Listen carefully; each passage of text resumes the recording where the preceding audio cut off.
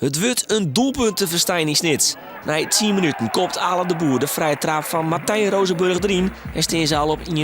Het is dan al na een jaloerspeling 2-0 als er een vrije trap komt van Rozenburg. Deze assist is misschien wat onorthodox, maar maakt de Fries let goed op en scoort de 3-0.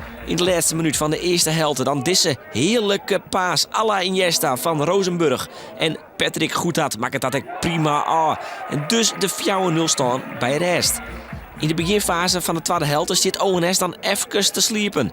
Het is al 4-1 geworden als ze Jit Robrekken en diezelfde Patrick Goedhart de bal in eigen goal zit. Echt spannend wordt het liek net. ONS is beter en zet dan ik gauw op zaken. De ingetwaaien tussen Chris de Wacht en Van der Heijden en hij zit hem keihard binnen 4-2. Maar het is nog net dien van NRC. De versnelling is hier van Rozenburg. De keeper shot er dan net zo goed uit. En in tweede instantie profiteert Cutty González. En hij brengt het eindstand op een lijst 6-2.